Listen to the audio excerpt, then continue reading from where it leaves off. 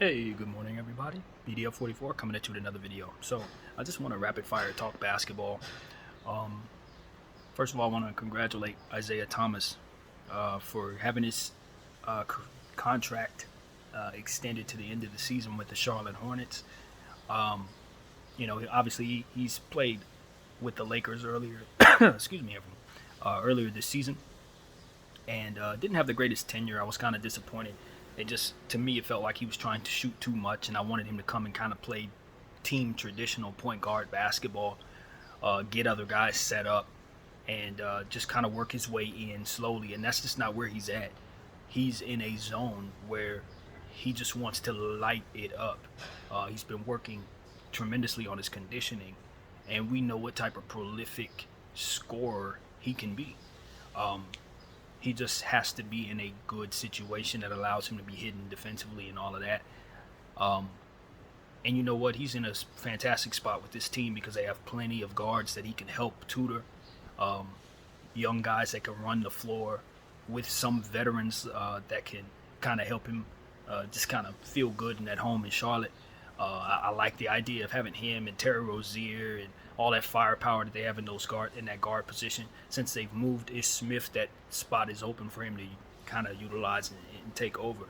And I know what Ish did with that role. So, assuming that Book Knight is not completely and utterly enriched in their rotation, which he should be because he's that talented, I think there's going to be a lot of opportunities for Isaiah Thomas to play some meaningful basketball as the season closes and play in tournament or playoffs, however Charlotte's set up right now. I haven't looked at their standings, but they're in that range, I'd imagine.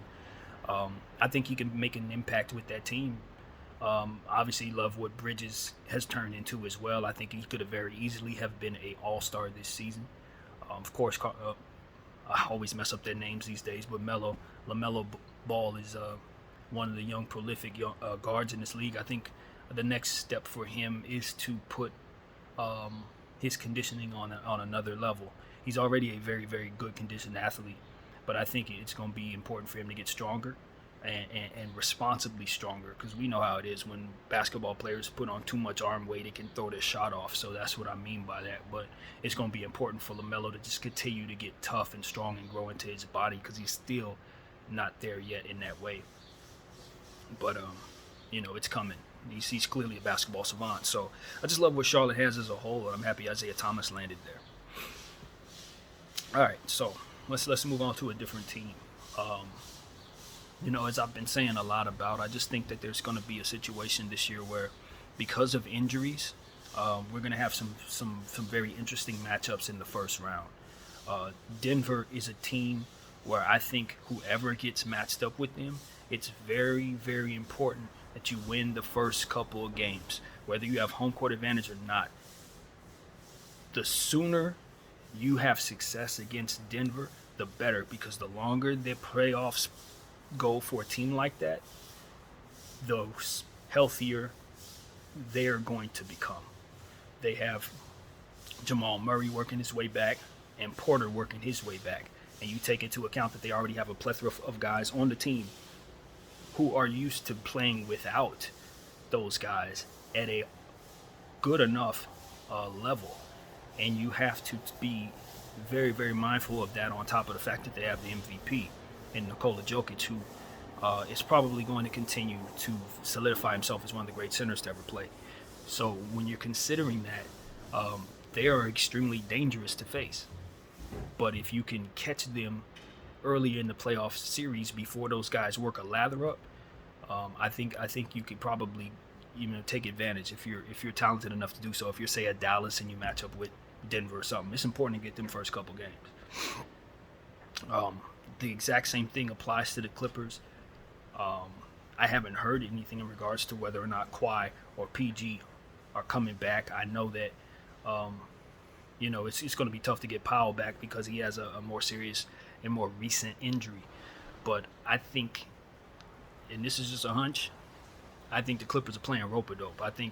I'm not saying that Paul George and Kawhi are healthy, but what I'm saying is their plan and whatever they've been working on for the last 8 months has been, well, not 8 months, for Kawhi 8 months or even longer, but for PG for as long as he's been out with the injury. They've been working to be healthy for the playoffs. and I think that they're probably on schedule. That's just a hunch. So I would tell everybody to be on notice with the Clippers because they are an extremely dangerous team. Um, if those two players come back, and if they get Powell back, I think they can actually compete for the Western Conference entirely. So they're another one of those teams. If you match up with them in that first round, um, them first couple of games, you had better win one or two of those. Because if they start coming back as the series progresses, it can go against you.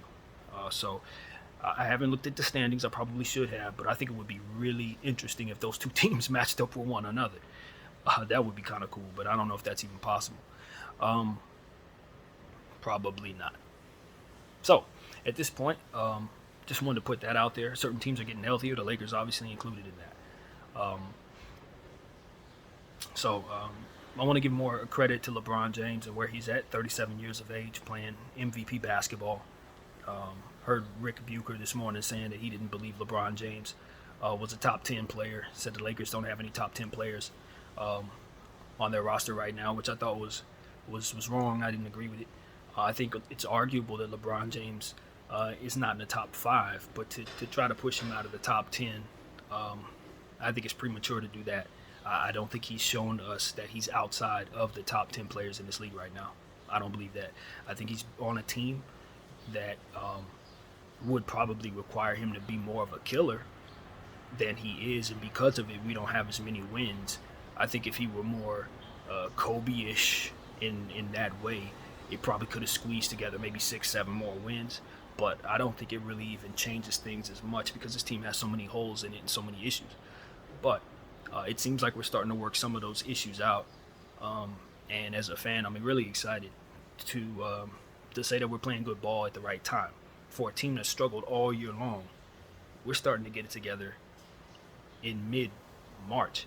That is the best possible thing if you really think about it. Because they always say you want to be playing your best basketball during the playoffs. Well, essentially, I'm telling you that arguably the greatest player of all time is playing his basketball at the beginning of the playoffs. So while we were looking at Golden State, it seemed like they were peaking early in the season. You look at a team like Boston, who's playing great right now too. You got to watch out for them. Think about Cleveland, who may have peaked right before Allen got hurt. Just various teams that have all played their best basketball and now kind of plateauing. This team, as many problems as they have, the trajectory is headed upward right to the top at the beginning of the playoffs. That play-in team, it's going to be hard for them to beat those Lakers. And this is coming from somebody who's been bashing the Lakers and who's paid close attention to the Lakers all year long. But that small ball nonsense that they run out there, we run out here, obviously. It's going to put us in a position to give certain things up. But guys have been playing that way all year long, and because of it, they're better rebounders, they're better defensive players than they otherwise would have been. They've worked new things into their natural way of thinking based on having to supplement for so much lack of size all year long. So now that they've brought in this Gabriel kid, now that they've brought in Stanley Johnson, those two elements coupled with that newfound mentality from all of those guards, coupled with the natural ability of a guy like Russell Westbrook who's going to pull down boards as well, you see a better team rebounding team despite the fact of them having size issues. I do want the Lakers to roster a big man right before the playoffs, but I just don't know that that's in the cards for them for whatever set of reasons it should be done. But nevertheless, that if they don't, you could still see opportunities for the Lakers to have success as they continue to work their problems out and get healthier. Anthony Davis is still projected to return, so I think that element should help with the situation. Kendrick Nunn is supposed to be coming back before the playoffs. I don't know how true that is because that bone bruise has been bad all year. But those things all kind of make it so that you can see us having, like I say with the Nuggets and Clippers, getting healthier at the time you want to see us getting healthy. So, how the Lakers play these next couple of games is going to determine how excited we should be about them as in terms of what they can do upsetting anyone. But over the last 3 games, coupled with what's coming with the health, getting in order, it's all coming together at the time you would want it to. So, yeah, that's a good thing. Talk about that. I'm just very excited about everything that I'm seeing from the Minnesota Timberwolves as a team. As they play very, very well together. Even when they're missing a guy, they still find ways of getting superstar performances out of the players necessary. Um, their role players and complementary guys uh, are all talented. I think about guys like Nas Reed, um, you know, and various players that they have on their bench, Vanderbilt. They just do all of the little things well enough to keep that team strong. And the stars that they have are unproven, which means that when they get to the playoffs, you really don't know what they're going to do. For all I know, D'Angelo Russell plays better when his game meets the playoffs. For all I know, I've never seen him in the playoffs. You see what I'm saying? Carl Towns, same thing. Anthony Edwards, same thing. So they're going to have an opportunity to define who they are. And those are three players that I think are much more talented than they've even been able to show.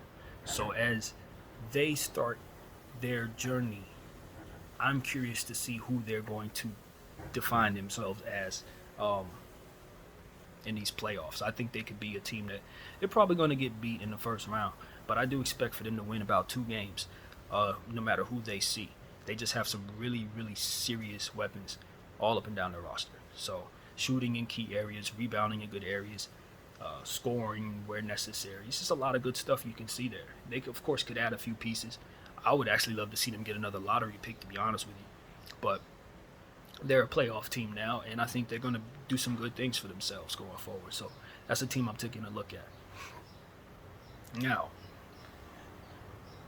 here's something I've been wanting to say for a while.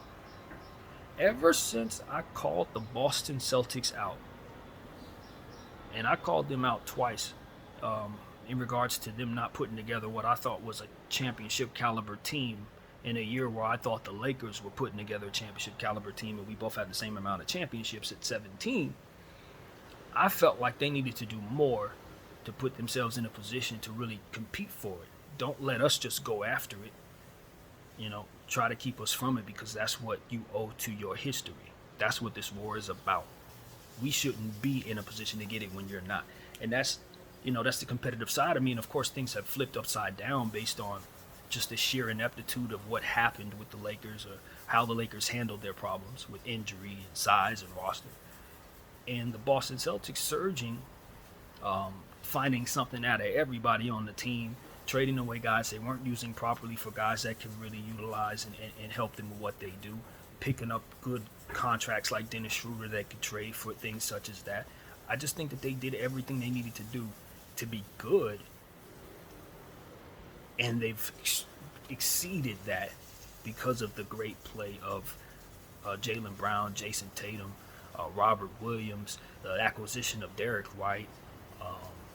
They've done so many different things, bringing back Daniel Tice, the emergence of guys like Grant Williams. I believe his name is Grant Williams, who is just a dog out there. Even though they say his game ain't no good, he's a dog, man. And it's just, you got these players that really helped them, man. Bringing back Horford, of course, somebody who never should have left in the first place. I mean, these are things that the Celtics did, and now they're just blowing everybody out. Ever since I called them out, it seems like that has flipped on its axis. Now the Lakers are nowhere in position to win a championship, it seems, and the Celtics look like they could overcome just about anybody right now. And they've been just really beating good teams and bad teams at a consistent pace. And you just see the star power that they have. And as I said, I know this probably got some eyebrows raised when I said it, but I think Derek White for the Boston Celtics could potentially give you a vibe of a big three, because I do believe he has a level that I don't think most people realize he can go to in regards to his production and him helping a team win. He can give you star level numbers, and I'm not saying he's going to do it every night, but there will be nights where he'll have 32 points. There will be nights where he'll have 10 assists. You know what I mean? He's that kind of guy. And so I think the Celtics have done a tremendous job, since I said that, of putting themselves in a position to now be a contender and I would not want to face them in the playoffs if I were anybody in that Eastern Conference right now. So that's something I wanted to say. And I'm a Laker fan, so it's never going to be too much respect for the Celtics. But in terms of what's going on right now, you got to take your hat off and acknowledge that they've put together a good bunch there. And I wouldn't be surprised if they do damage in the playoffs. So that's something I got to say. And what else? Toronto should scare everyone as well, because just like the Minnesota Timberwolves, they also have some players who are in key roles who would like to prove themselves as playoff worthy players. And then the other players in those roles have already won the championship. So you should be very concerned about the Toronto Raptors. I don't think they're a deep enough team to really dominate in a very good Eastern Conference, but I do believe that they could upset the wrong team if they get the right matchup. So I would be very careful. Scotty Barnes is going to be a monster on both sides of the floor, and I don't think his confidence is going to waver as the games start to get more serious. I don't think that. I just think he has that calmness about his game and that confidence about his game and the aggressiveness to his game that's going to translate into the playoffs. I think for him, the question is going to be foul trouble. Can he stay out of it? If he can stay on the floor and stay out of foul trouble, he's always going to dominate. His size, his defensive ability, it's going to be Kawhi-like as he develops. You're not going to be able to get him off you, and he's so huge that's a really bad thing.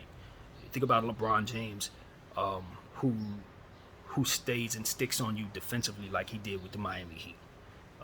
You know what I mean? All the time, though. If Bron played tough defense all the time, that's the kind of energy you're going to have to deal with Scotty Barnes. You know what I mean? Because he's that size. You see what I'm saying? Nah, you don't want to deal with that. So, that's going to be an interesting guy to watch in the playoffs. So, Miami Heat is a team I like a lot. They're just steady. They have such great schemes and coaching, and they know each other so well. The pieces fit together. I wouldn't be surprised if they make it out of the East themselves. I just feel real bad about the Chicago Bulls and they are too in that mix, by the way, of teams that are getting healthier as the playoffs come closer. Be very, very careful about the Bulls in that way, but I just think they're a little too far away from being as healthy as they need to be when they reach the playoffs. Because Lonzo Ball still isn't back. Caruso just got back, and his conditioning isn't there yet. Patrick Williams is out for the season. So I just feel like if they had all of those players together, they probably would have never fell out of the first place, to be honest with you, in the Eastern Conference. They probably would have maintained it, because what you have with that team is so many different ball handlers that also play defense. They're unselfish. So you have, when Ball and Caruso are all healthy, they're really almost impossible to deal with, because you got to deal with DeMar DeRozan playing MVP ball. You got to deal with Ayo, who's turned into a fantastic player right out the gate. One of the best maybe the best draft pick in the entire draft, if you really consider how well he's played for their team. And you consider Kobe White, who's now healthy, hadn't been healthy for about a season almost. He's now worked into the equation. They have a lot of guards who could really, really attack you. And you couple that with Vucevic, who's obviously an all-star center, who can repeatedly score over and over and over again in the paint and just demoralize the hell out of you. It's one of those situations where I still would honestly be concerned about the Bulls. If they can get Lonzo back and, his conditioning be where it was before he got hurt, the Bulls can very easily be a very dominant team. So the Eastern Conference is ridiculously deep. I did say that I thought the Nets were going to win the championship, but segueing into the Nets, I know for a fact that they don't have enough right now. The East is too much. It's too much, yo. The thing about it is this. Ben Simmons is going to be asked to guard every big man, every small guard. He's going to have to deal with all of the different players that you don't want to deal with. You know, that's going to be his assignment with this team. And if his back is messed up, he's not going to be able to do it. And the Nets cannot win without him. That's what it comes down to. KD's going to do his thing. Kyrie's only going to be able to play on the road. I like what Bruce Brown is turning into. He's really, really been great. You know, they definitely have Patty Mills and Curry who can do plenty of damage. But I just look at some of these other teams and I just say, man, they're healthier. They have their weapons, everybody. You know, some of these teams are very, well put together. And I just think that it's going to be hard for KD night in and night out to drag this team to victories in a playoff situation where the defense is going to be honed in on him, especially if Kyrie's not able to play every night and Ben Simmons is not out there. It's just too much, man. We saw that last season. He didn't even know the toe on the line. We know about that. Ultimately, if he would have had his entire team, we know he would have blew everybody out and probably won the championship. So I just look at the Nets and I say, man, this is yet another season where, I mean, I could be wrong.